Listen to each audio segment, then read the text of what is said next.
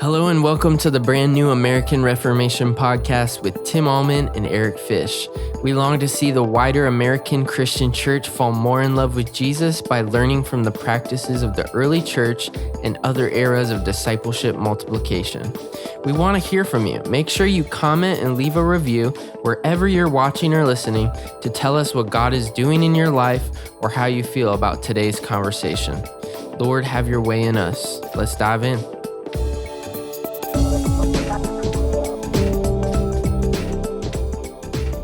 Welcome to the American Reformation podcast. Tim Allman here, Eric Fish. We are pumped today to have pastor, leader, author, speaker, and a new friend of mine, Jeff Meyer from The Church. Just Google it. Yes, his church is called The Church, and we're going to be talking about some other ministry that he's had going on for a long time now. Jeff is filled with wisdom and the joy of Jesus. You are in for a treat. So, Eric, what's new in your world, man? What's giving you joy as we head into this conversation with Jeff? You know, what's giving me joy these days is pretty simple.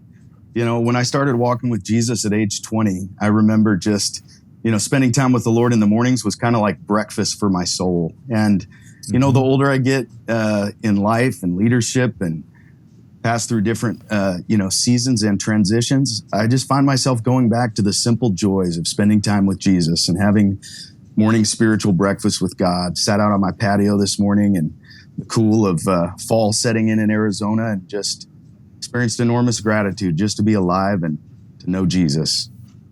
Amen, dude. I'm right there with you.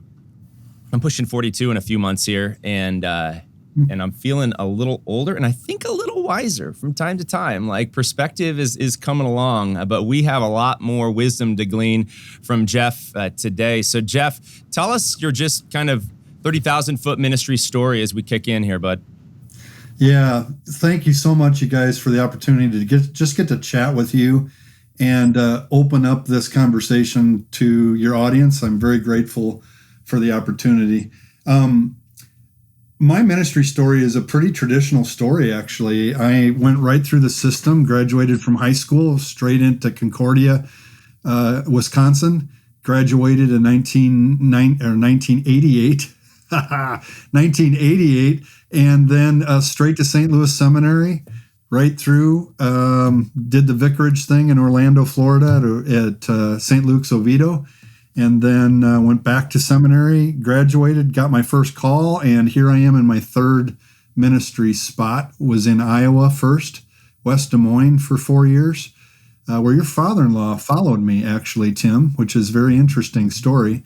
And then went to Cedarburg, Wisconsin for 2 years, and I've been here in Madison for, oh my gosh, it's going to be 25 years coming up in December. Yeah.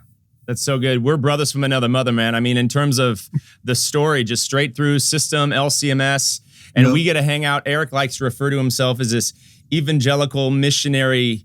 I don't want to be disparaging, Eric, but kind of mutt. We've kind of learned from one another outside of our traditions. And yeah, so we are system people there, Eric. And but we care about, Jeff and I share this heart for the wider evangelical church, the one holy Christian and apostolic church. So let's dive in big picture, Jeff. What are the church's three biggest opportunities, challenges? We talk pre-Christian, there are pre-Christian folks, but it's definitely a secular post-Christian age.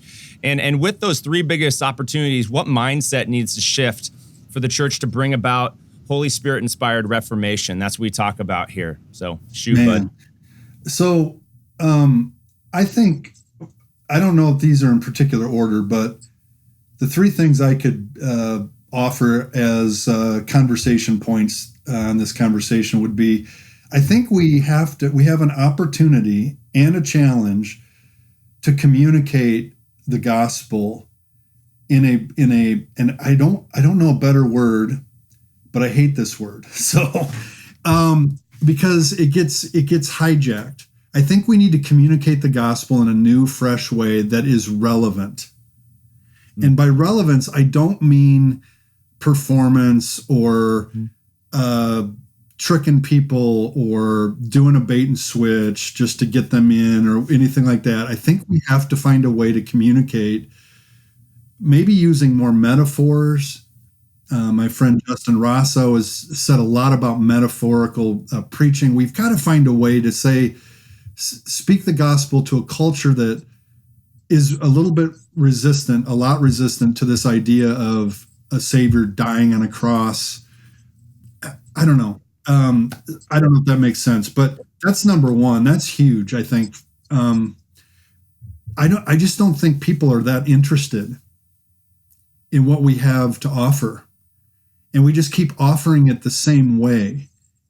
And then we just say, well, they're not coming, so we just they're not coming. We're preaching the gospel.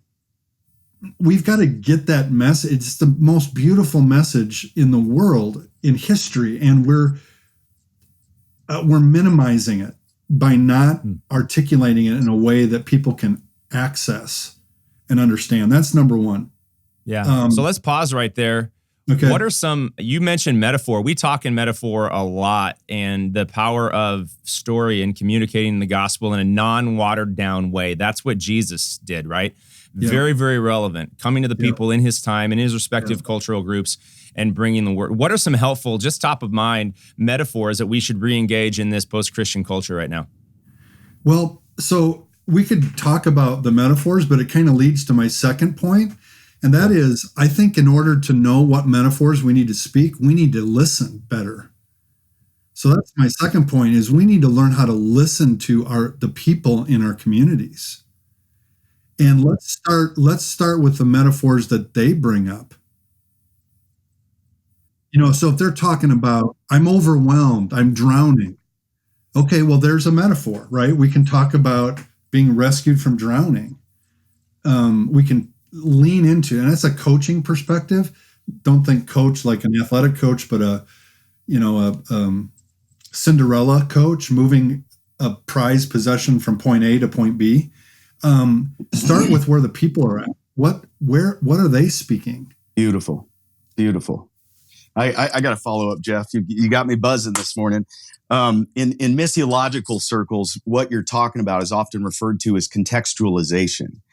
And oftentimes when, I saw you kind of hesitantly, give a disclaimer that, you're not talking about just watering down the gospel in order to be relevant. You're talking about how do we communicate it in ways that are true and orthodox, but connect with the hearts of where people are at in this culture. The late Francis Schaeffer once said that it is the responsibility of the church in every generation and every cultural setting to communicate the gospel in the language and the thought forms of that setting. Otherwise, we don't communicate the gospel at all. I remember back in my seminary days, a cross-cultural missionary told me a story about the challenges faced in Bible translation, because on one side you have the literalists who are saying you have to translate it word for word or dynamic equivalence, phrase by phrase. And then others who are like, well, we have to find out what is the language of this culture and find the meaning of the original manuscripts and translate it into terms they understand. There was a famous story about an unreached people group in a rainforest who their houses where they lived did not have doors. They lived in these huts in the trees with ladders going up to them. So when they were translating the story of Jesus saying, behold, I stand at the door and knock, they're like, how do we translate this? So they contextualized to translate the meaning Jesus was speaking. Behold, I stand on your ladder and shake it. Because that was what this tribe used to enter a new home and say, hey, I'm here. Will you let me in? So Jesus was pictured as standing on the ladder, shaking it, wanting to enter people's homes. So what are some key, you mentioned listening. What are some key pain points that you've discovered in your art of listening to people in your community and your sphere of influence that have kind of been light bulb moments for you to discover, wow, Jesus has, and the scriptures have a lot to say to the hurts and the questions that people are facing? Overwhelm, grief, and loss. The pandemic has exacerbated isolation. I think it was there before. I don't think it was something revealed new. Just people are isolated. People don't think their story matters because no one takes the time to actually listen and discover their story. So when you actually listen, people are like, whoa, like, wow, thank you for taking time with me. There's a relationship vacuum in our communities. We drive through our neighborhoods, by our neighborhoods, out of our neighborhoods, and we're all doing it. Those are some that come to the top of my mind that I've seen consistently. We live in a very active community here in Madison, so people are overextended. I remember, maybe you guys experienced this too, and Arizona treated COVID a lot differently than Madison did. We were online only as a community for a year because of the strong lockdown of Madison. We wanted to be good.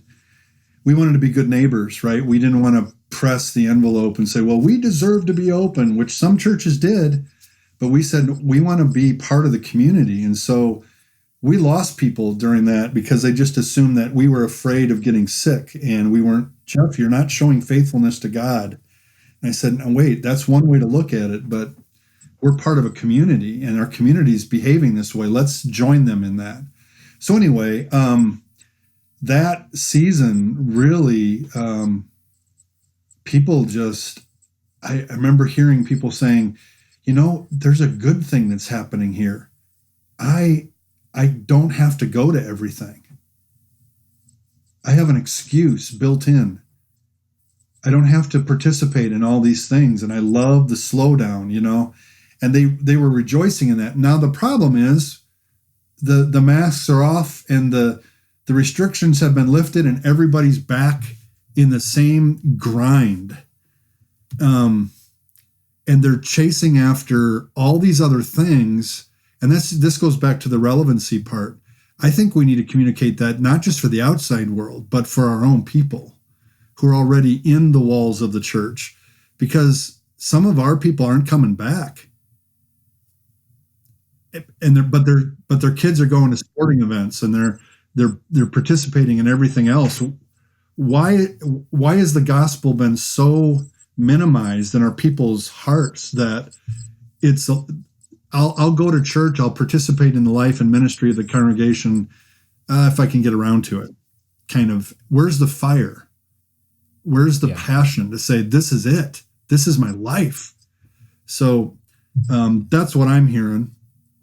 The last 2 years has exposed, I think, in me and all of us, how remarkably selfish we are, and how God's first, it's not good for man to be alone, how we kind of press up against that and say, you know what, I think there's a part of me that is okay by myself, and it's toxic to the soul. So to enter into a relationship with people, you've got to learn to listen really, really well. Could you give folks any kind of resources or, strategies for developing as a better listener?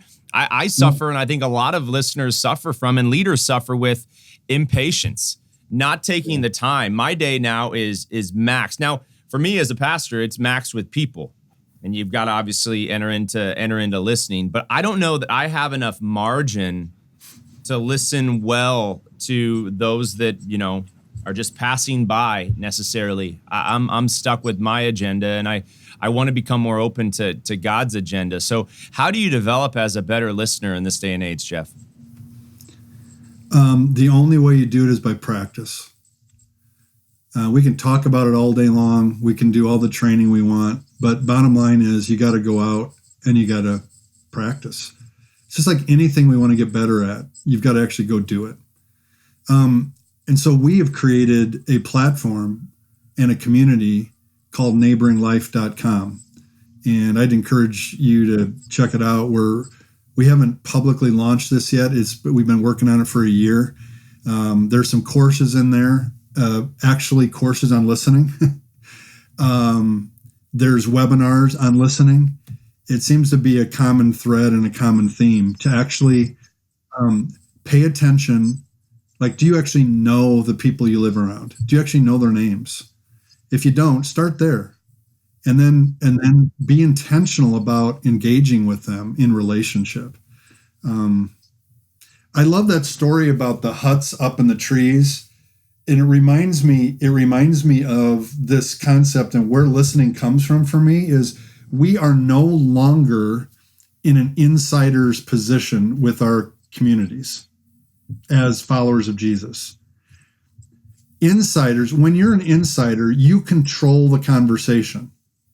You control the narrative.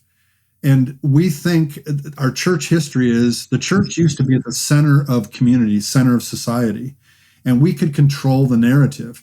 We are no longer insiders. We are outsiders. Insiders protect. Outsiders permeate. And we've got to learn how to permeate our culture. And the only way I know how to permeate a culture is by entering it and listening. And not listening to preach, not listening to invite to church, not listening to get our point across or to save someone, but to listen, to have people share their story and to love them. And we might be given the opportunity to share the gospel. And we might be given the opportunity to invite them to join our ministry in some way. That's great. But with no agenda, just listening and caring. Excellent. And I think that's the relevancy too, that connects with the communication too, right? It's one of the things I guess I've heard is that the church doesn't really care about me. Yeah. So I don't. Excellent. They just want my money. They just want me to come to church. Yes. I'm not a religious person. Just leave me alone. Jeff, what you got me thinking of is just the incarnation of Jesus. That God became flesh. He entered a first century Near Eastern culture. He wore the clothes that they wore. He knew what it was like to be a farmer, to be a craftsman. And he spoke in, parables and analogies about seeds and tilling ground to farmers. He spoke about money and generosity to businessmen. He spoke about fishing to fishermen. He used the language. He used the thought forms because he knew the people and the culture and where they hurt. And he said, it's been taught that God is this way, but actually he's this way. So he chose to be an outsider. Yeah. So one of the things you're making me think about, it just pops in my head. So don't hold me on this. I'm not going to die on the hill for saying this, but sometimes in our church traditions, we've so made Jesus so holy that we've dehumanized him.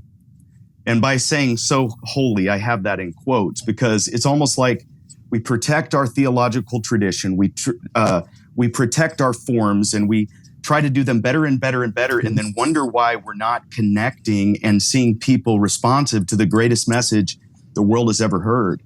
And what you're talking about is contextualization and incarnation, being like Jesus in the fabric of the community. And I want to push you a little deeper on the art of listening. And I'm excited about neighboringlife.com going live.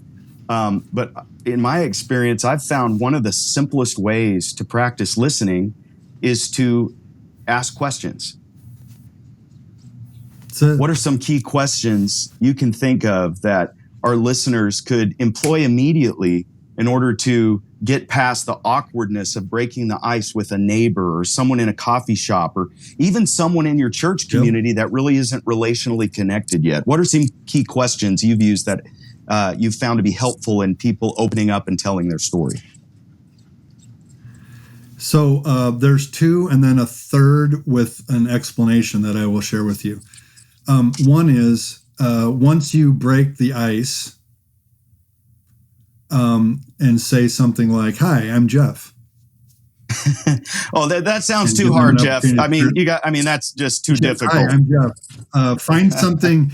Hey, I'm in Arizona and I see someone with a Packer jersey on, and I go Pack. Now I've got a connection, right? So make that connection, and then the question is, what do you love about this community?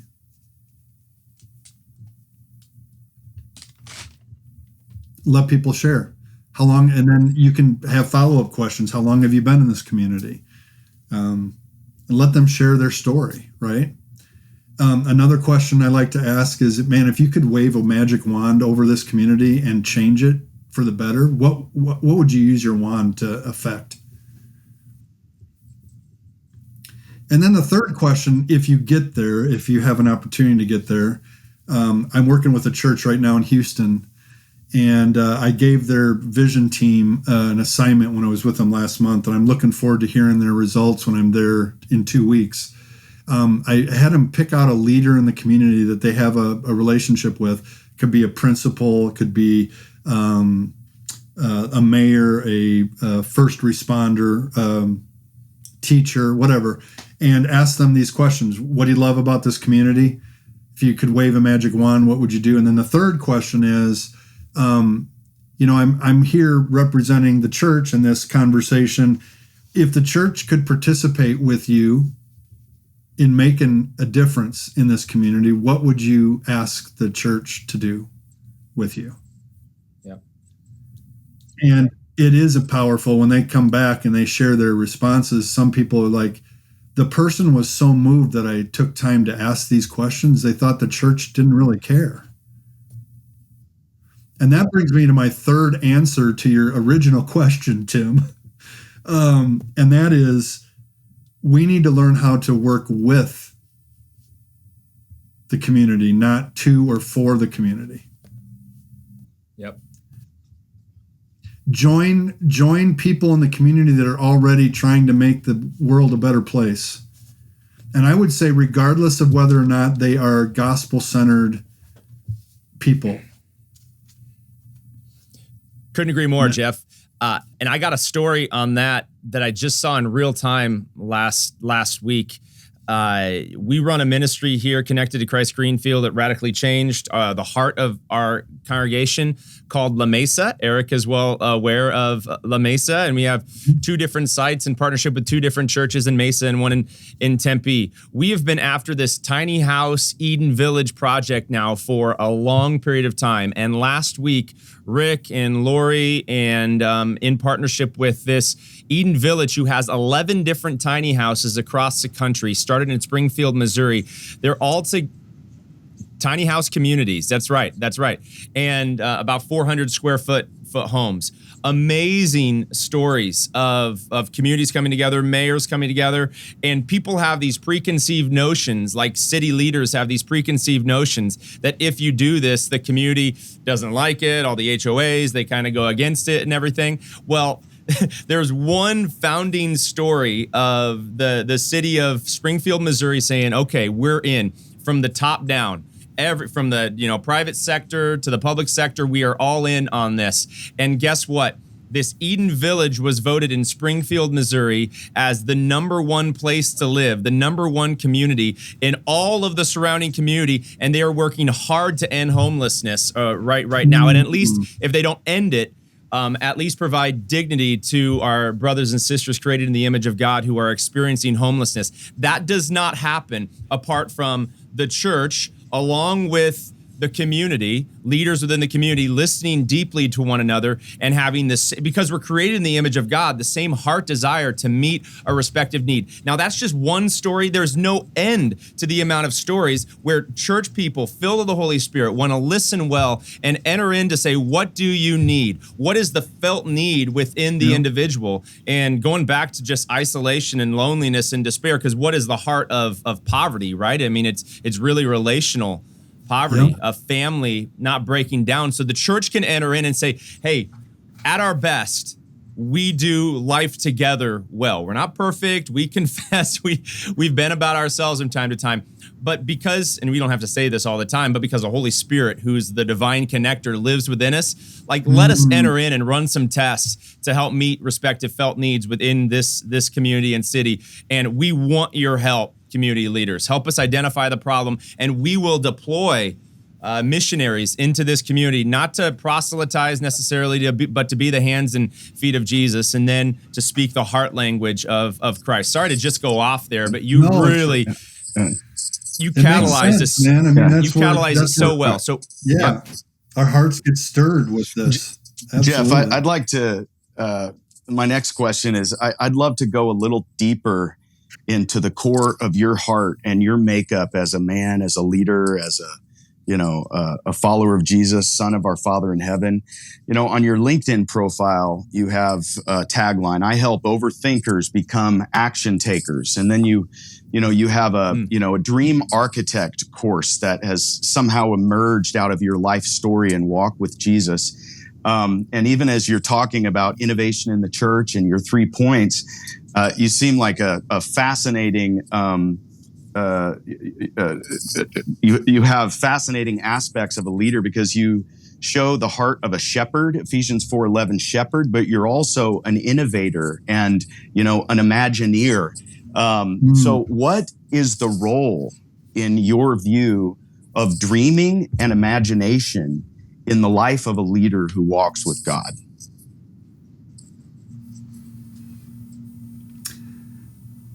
That is the divine imprint that's given to every human being.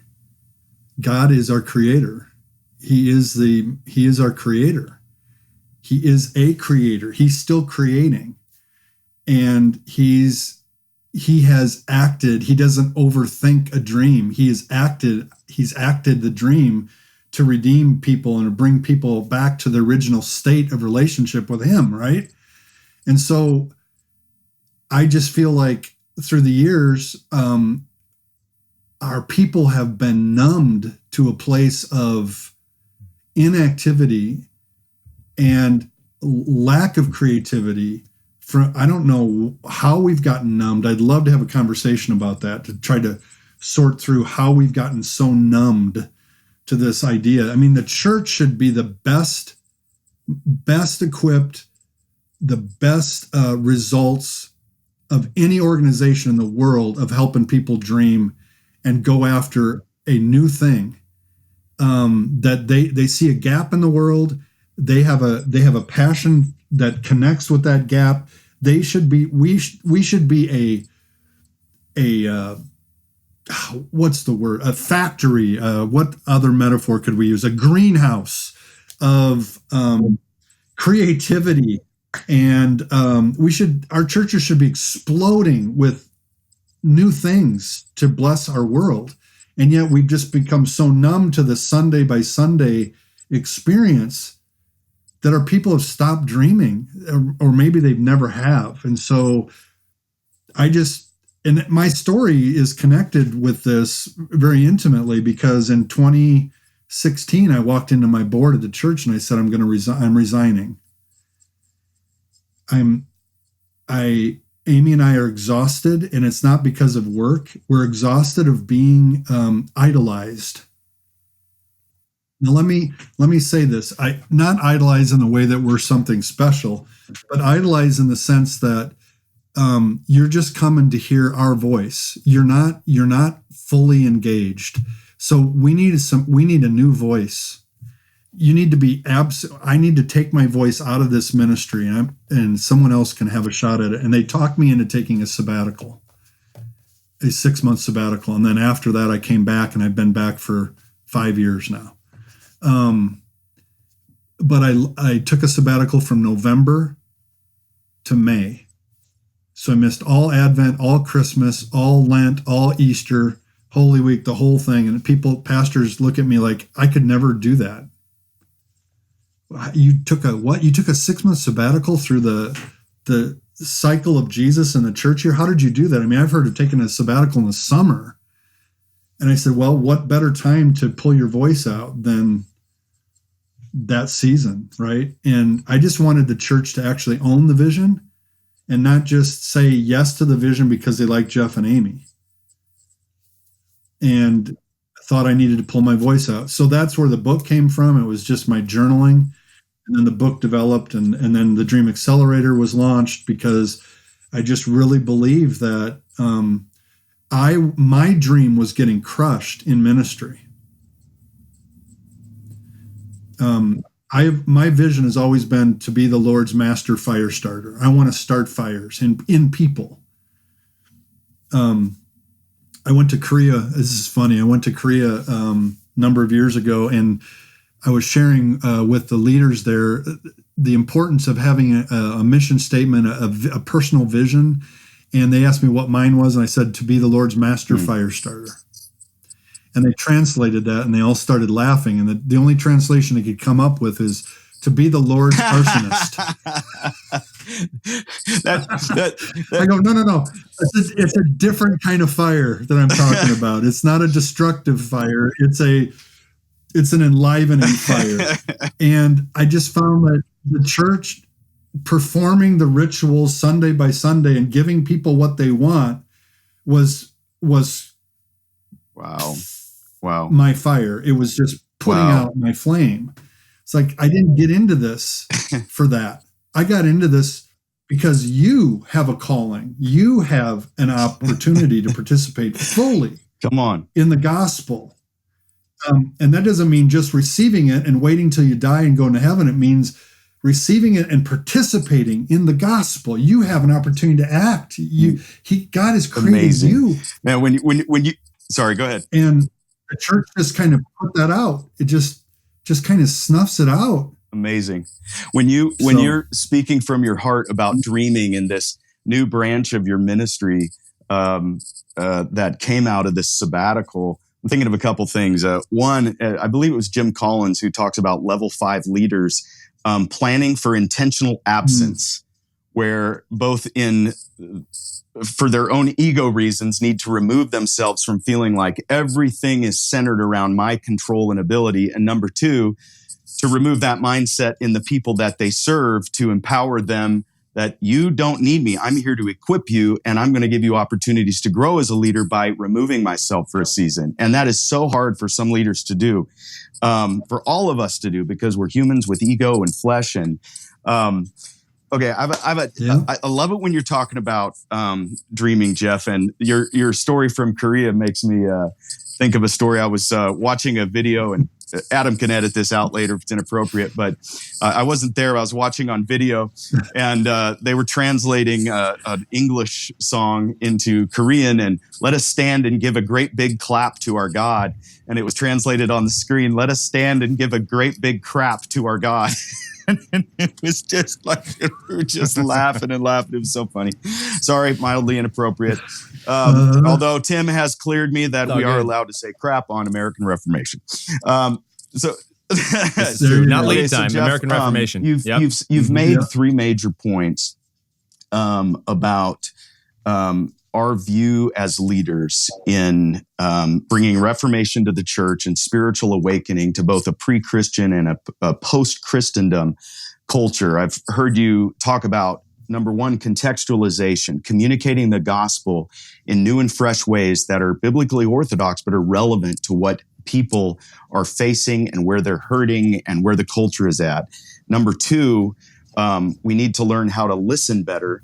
And number 3, learn how to work with the community and not just for the community. If you could just do this for me, I think it would be helpful to our listeners. We've got a lot of listeners who, their heart has been stirred around this conversation about stewarding the gospel and faithfully and returning to our roots of both in our founder Jesus and the roots of perhaps our Christian tradition of innovation and mission and, a vibrant walk with God that impacts the community and generations to come.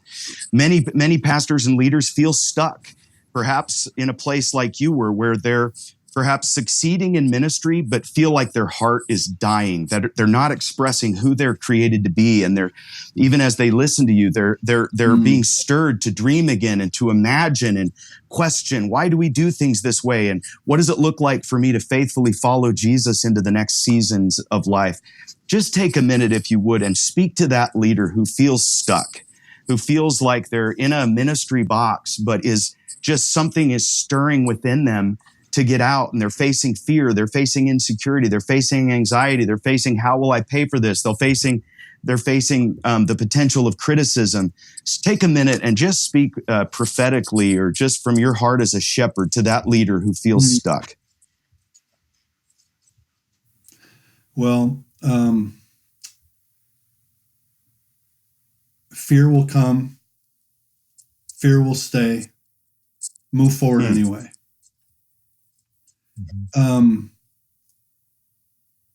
acknowledge the fear, try to understand the fear. This is what we do in the Dream Accelerator. We spend a lot of time helping clients figure out what their fear is. I find most people have, I call them the 5 killer Ds. And they have one of those that is a primary fear and a second one that's a more secondary fear. And once they understand that and identify it and name it, then they can actually undermine it and by using it as fuel. So I have them flip and use fear as fuel, because fear is one of the few renewable human resources we have at our disposal. And we talk about we all struggle with fear. It's not going away. It's part of being human. Jesus doesn't tell us, he doesn't tell us to get rid of fear and then you can move forward. He says, fear not. And then when he says fear not, it's always attached to a promise. That's right. Have you ever noticed that in the scripture? Fear not, I am with you. I'm with you. Fear not, I have redeemed you. I have called you by name. You are mine. And it's one of the chapters in my book. I talk about that there's always a promise attached to it because fear just keeps rearing its ugly head. So let's use fear as fuel. Let's take it, understand it, and then flip it. Restate positive and then move forward. So that's my encouragement. My encouragement also is do something before you do everything. Yep. So many leaders get trapped and they're stuck because they think their people want them to lay out the entire plan before they take the first step. And a lot of our leadership has fallen into that trap. I've fallen into that trap as a leader in a church. I gotta show everybody in the ministry that this is going to work before I ever do one thing. Well, I don't know if it's going to work. I've never really known if it's going to work, but I've got to project this image that this is going to work, and here's how it's going to work. No, take the next step. Just do something before you do everything.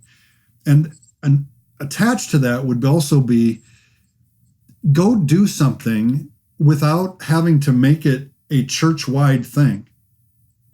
You have permission as a leader. If your heart is stirred today in this conversation to go meet a neighbor, you don't have to go to your board of elders or your church council or the voters assembly to introduce yourself to your neighbor.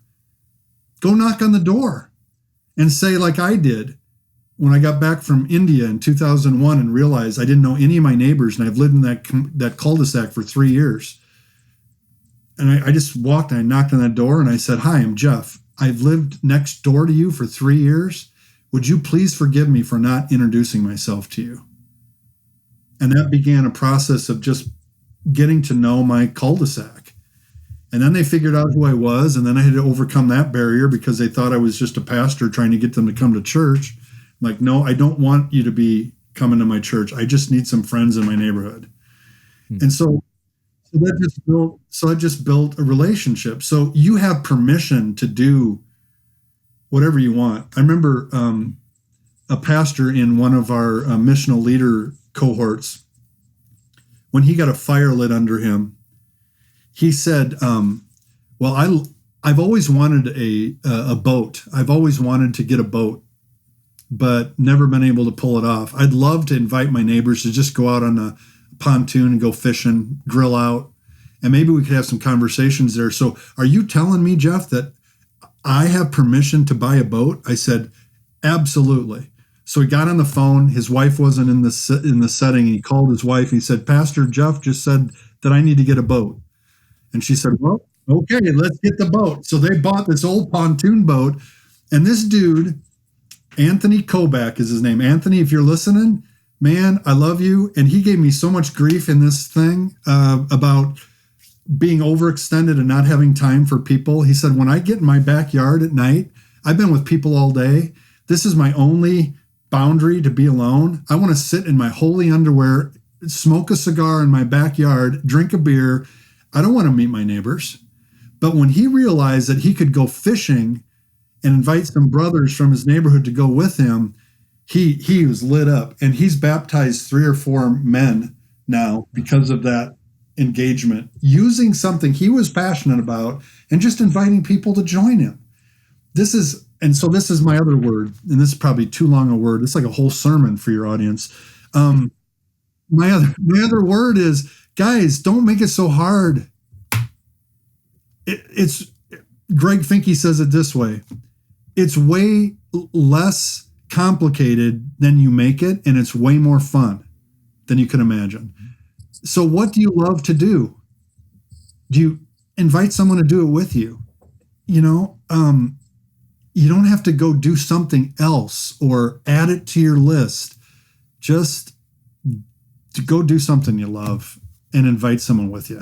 I don't know. Jeff, you're inspiring, bro, and thank you for your wisdom today. And I just have this vision, along with leaders like you and Eric, of like, what would it be like for every baptized believer to clearly articulate their vision, the vision for their life, and integrate that into their vocation? Like, Luther's doctrine of vocation needs to be dusted off and just released for the body of Christ to use their gifts that God has given them to multiply disciples in very natural, everyday type of ways. And I totally agree with Finke. It's so much easier and so much more fun than we have made it. Hey, one last word. So on the American Reformation podcast, we sometimes, and especially ConnectedUniteLeadership.org, we're challenging right now a church body that has a wonderful confession, wonderful history in the Lutheran Church Missouri Synod, but is in this kind of tug of war, this kind of power struggle between like the pastor doing it and then everybody else. I mean, you're talking about the lean startup model for a pastor in a church. Just go and try stuff, build, measure, learn, test it. What harm is it going to cause? Like nothing. But we've got a number of leaders that just do not live in that world. It's way more control, vulnerability, expressing I'm a human being. No, I'm not a human being. I'm a pastor, for goodness sake. I can't express my vulnerability. It's really not healthy for a number of our leaders within our church body. So what charge? I'm going to be spending a couple days soon here with a number of leaders within the Lutheran Church Missouri Synod talking all about the next generation of leadership development in our synod. What charge would you give to some of those institutional leaders who have maybe not fostered the healthiest culture for pastors and leaders to thrive? 2 things come to mind. One is, you can't lead what you don't live. So this idea that we can disciple people from the pulpit, there's a place for the pulpit. There's a place for proclamation, absolutely, in the discipling process. But to replace the side-by-side journey with folks, until you're doing it, you can't lead it. So if you hope that your people are going to use their gospel calling in their vocational life, you've got to go first. Well, my vocation is to preach and administer the sacraments. Your vocation is to make disciples.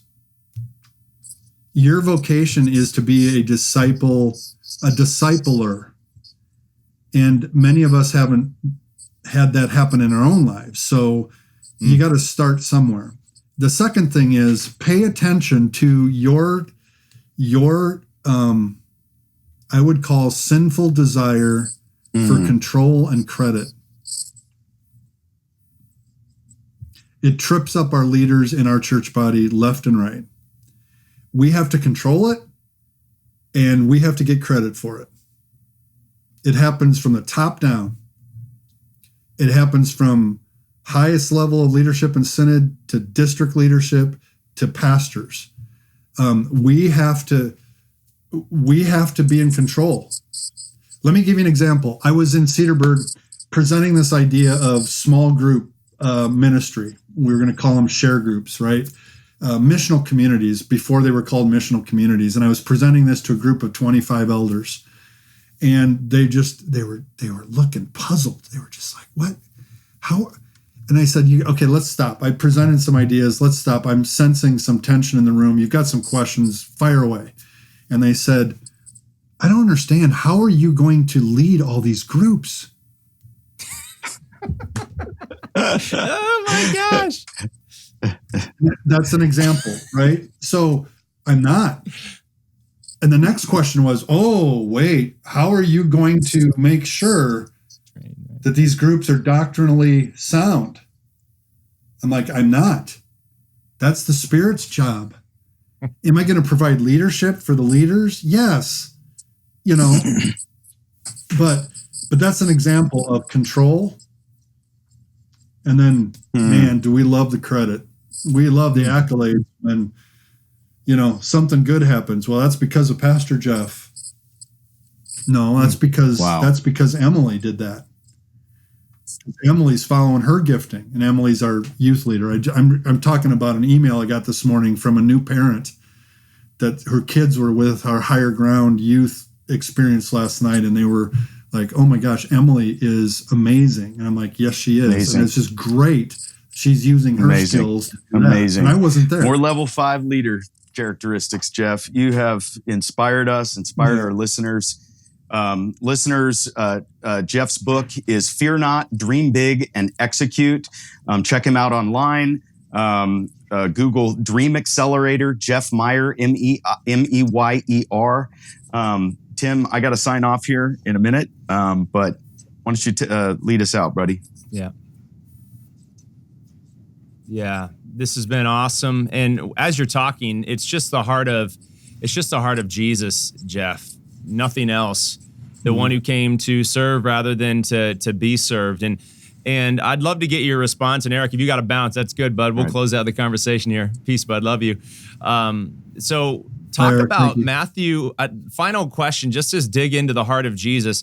Matthew 23, I think it's verse 8. And Jesus is talking about, hey, let no one call you rabbi, for you have one teacher, you know, and he's really challenging the disciples as he's looking at the Pharisees, and they're leading out of power and position. And he's like, it's not going to be so among you. You know, whoever would be first must be last. And I'm going to show you the height and depth, the breadth of my sacrificial love through the cross. And then I'm going to ascend and reign over all with might and power and authority for sure. But then I'm going to distribute my power and authority to all of you through Pentecost fire, through the Holy Spirit. So what is Jesus really getting at? I've asked a lot of folks that have a different opinion about how are we supposed to rightly interpret Jesus' perspective in Matthew 23, let no one call you rabbi. At the same time, not doing disrespect to the office of holy ministry, the pastoral role. There's definitely a balance there, and we can become imbalanced pretty easily, right, Jeff? Absolutely. I was presenting leadership on a leadership panel at a district gathering years ago, and someone in the crowd asked me for an example of how my leadership multiplied leaders, and I started sharing how we equipped people to go and visit shut-ins. We equipped people to bring the sacrament to shut-ins, and I had a long line of pastors after that ready to take me on and accusing me of abandoning my call. That it's your job and you're giving that away. And so let no one call you rabbi, to me means to not make everything dependent on me, to not make that, you know, I think sometimes our denomination feels like communicates that Jesus shows up when the pastor walks in the room. And I just categorically reject that. Yep. I do as well. You know, that he's only present when we are preaching or when we're administering the sacrament. Yeah. And he certainly is present when that's happening. And I'm not saying just anybody should preach or anybody should administer the sacrament, but that's been a tripping point for me. It's gotten me into trouble in this denomination, equipping others to do those things. I just, somewhere along the line, either I'm a fish out of water here or there is a call for reformation. Well, that's we're praying the second is true. You're not a fish out of water, and it's really reclaiming how did If you go back and listen to a conversation with President Mike Newman, Texas District, how did our church body grow? And it was through a lot of different leaders with a lot of different gifts and even a lot of different titles, using those respective gifts to multiply, do things that, like, if the church started to multiply and leaders started to be deployed from the local congregation like we were doing at two different iterations in our church body's history, there would be a certain percentage of folks that just kind of said, nope, you can't do that. And to which we say, with love and respect and charity, how is this counter to the scriptures and to the story as told in the Lutheran Confessions? Yep. Because Martin Luther was obviously a pioneer moving us back to grace, but he was also an innovative kind of structure, not tearing down, but just reconfiguring, reimagining what is the role of structure. And if you've not read the treatise on the power and primacy of the Pope and Luther and the Reformers' struggle with Rome over control respected to ordination, you need to dust that off, because this is what in our tiny corner of the kingdom we're walking through right now. And one final word: if you listen to us and if you disagree with us, you're probably not listening to us, and that's a bummer, because we're trying to set space for people that have a difference of opinion to be able to speak, and we can disagree agreeably. We've lost the ability to do so, I believe, within our church. We'd love to reclaim that. But I'd love to hear, we're waiting on, Jeff, the argument from Scripture and the Confessions on why we should not take responsibility at the local level for raising up leaders of all types. We've not necessarily heard it. And really all we've heard is institutional preservation and control. That's about it. Yeah, and Augsburg 14. That's what we hear. Say more about Augsburg 14. Well, that's what's been quoted to me repeatedly. Right. And rightly called. When we're supposed to not give away the pastoral office. That belongs to the pastor. Right. Don't let other people preach. Don't let them distribute the sacrament. Until local pastors reclaim a 2 Timothy 2:2 perspective, that is, find other men who can teach and raise them up to do the exact same thing, until we reclaim that as one of our primary roles, we'll continue down this path toward power and control. So, right. Pastor, if you're listening right now within the Lutheran Church Missouri Synod, the Unite Leadership Collective is here for you. If you need to dream big again, I highly encourage you to reach out to Jeff at jeffmeyercoaching.com. Pick up the book, Fear is Fuel to Dream New Dreams. We all experience it, brother. And Jesus is the one who, through the fear, gives us his perfect peace. Jeff, you're a gift, a dear friend. I can't wait to get to know you better. And thank you for your generosity of time today to bless the American Reformation audience. It's a good day. Go and make it a great day. We'll see you next week with another fresh episode of American Reformation. Peace out.